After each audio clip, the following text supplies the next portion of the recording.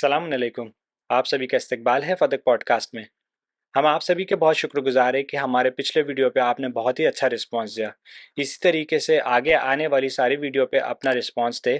ہمارے اس چینل کو سبسکرائب کریں، اس ویڈیو کو شیئر کریں اور اس ویڈیو کو لائک کریں۔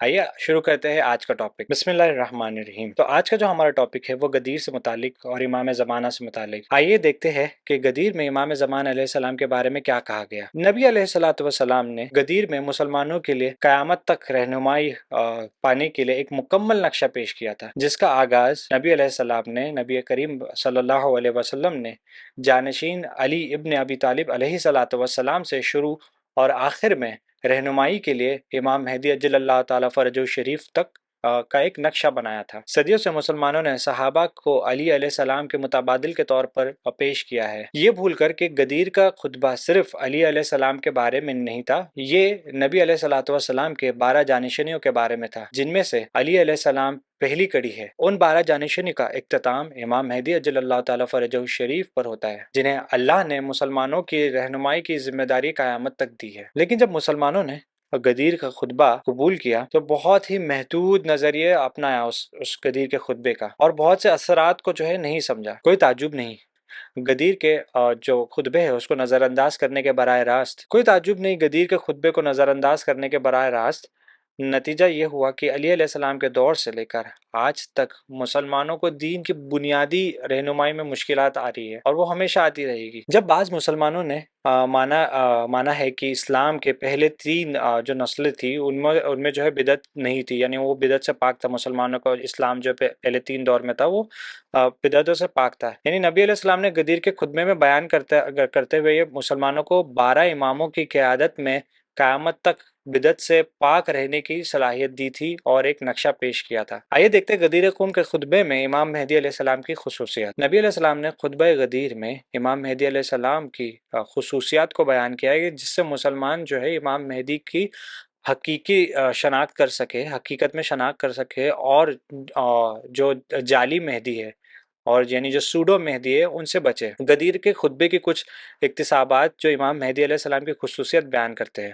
نبی علیہ السلام نے غدیر کے خطبے میں اعلان کیا، جان لو اماموں کی مہر قائم عجل اللہ تعالیٰ فرجہ مہدی ہوں گے، یعنی امام مہدی علیہ السلام وہ اختتام پذیر ہوں گے۔ ان ساری جو کڑیاں ہیں اماموں کی اور رہنمائی کی، اس کی جو آخری کڑی ہے وہ امام مہدی عجل اللہ تعالیٰ فرجہ شریف ہے، وہ ظالموں سے بدلہ لے گا۔ پھر فرمایا مہدی عجل اللہ تعالیٰ فرجہ شریف اللہ کی نعمتوں کے سمندر کی گہرائی، یعنی اللہ کی جو نعمتیں ہوگی سمندر میں، ان ڈیپ جو اوشن کہا جاتا ہے، ڈیپ اوشن، وہاں سے اللہ کی نعمتوں کو نکال کر باہر لائے گا لوگوں کے لیے۔ مہدی عجل اللہ تعالیٰ فرجہ شریف تمام اللہ کے جو بندے ہیں جو قتل ہو چکے ہیں، جو شہید ہے، ان سب کا بدلہ لے گا، ان سب کے خون کا بدلہ لے گا۔ مہدی عجل اللہ تعالیٰ فرجہ شریف اللہ کے منتخب کردہ ہے، یعنی اللہ نے اپوائنٹ کیا، یہ کسی کے یعنی دل سے یا ایسا نہیں کہ رسول اللہ نے بس غدیر میں اعلان کر دیا کہ 12 جانشین ہوں گے علی سے لے کے۔ یہ تو قرآن کی آیت میں بھی ہے کہ رسول خدا صلی اللہ علیہ وسلم بنا وحی کے کچھ کلام نہیں کرتا ہے، تو یہ کیسے ہو سکتا ہے کہ امام مہدی کا اعلان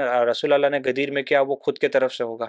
تو یہی فرماتے ہیں رسول اللہ کہ امام مہدی اللہ کے منتخب کردہ ہے۔ پھر فرماتے ہیں مہدی عجل اللہ تعالیٰ فرجہ شریف ہر علم کے وارث ہے اور ہر چیز کا کامل فہم رکھتے ہیں، جو آنے والی چیزیں ہیں اس سب چیز کا علم امام مہدی کو ہے۔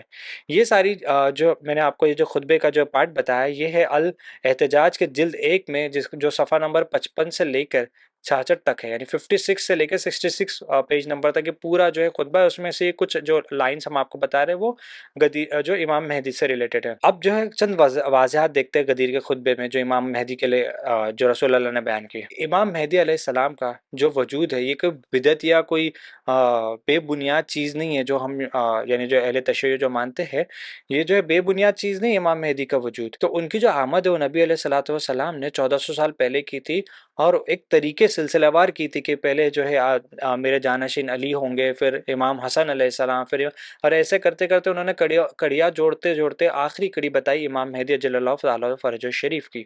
پھر جناب امام مہدی علیہ السلام کی جو خصوصیات ہے، جیسے ظالموں سے بدلہ لینا، زمین اور سمندروں سے اللہ کی نعمتوں کو نکالنا، ہر سائنس کا علم ہونا، یعنی اس سائنس کا علم جو آج تک انسانوں کے پاس جو نہیں ہے، یعنی جو آج بھی آپ جیسے اب تو اے آئی آ گیا ہے، اس کے آگے بھی کچھ ہے جو اب تک ہم کو نہیں پتا ہے، یا سائنس کو نہیں پتہ لیکن امام زمان کو ساری چیز کا علم ہے. تو جب امام آئیں گے یہ ساری سائنس جو ہے یعنی سارے جو علم ہے یہ دنیا میں بانٹیں گے. اور تو یہ جو نشانیاں ہیں جو مسلمانوں کو حقیقی مہدی علیہ الصلوۃ والسلام کی شناخت میں مدد کرتی ہے، اور مہدی اجل اللہ تعالیٰ فرجہ شریف، امام مہدی اجل اللہ تعالیٰ فرجہ شریف پر ایمان لانا رہنمائی کی کڑی مکمل کرتا ہے، نظر انداز کرتا ہے. یعنی وہ کتنا بھی مخلص ہو، نماز پڑھتا ہو، روزے رکھتا ہو، ساری چیزیں کرتا ہو، زکوٰۃ ہم سب چیزیں کر رہا ہے، لیکن اس کا ایمان امام مہدی اجل اللہ تعالیٰ فرجہ شریف پہ نہیں ہے، تو اس نے غدیر کے خطبے کو واقعی میں نظر انداز کیا ہے.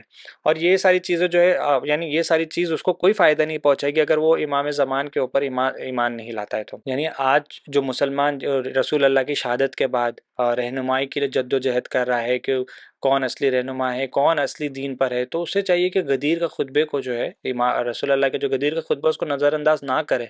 اور جو غدیر میں رسول اللہ نے ایک نقشہ پیش کیا تھا، ایک کڑی پیش کی تھی جو امام علی سے ہوتی ہوئی 12ویں امام تک جاتی ہے، امام مہدی اجل اللہ تعالیٰ فرجہ شریف تک، اس پہ غور و فکر کرنا چاہیے تاکہ ہم سب جو ہے ایک خیمے میں آ جائے، ایک اسلام کے پرچم کے نیچے آ جائے اور یہ فتنہ و فساد ختم کرے.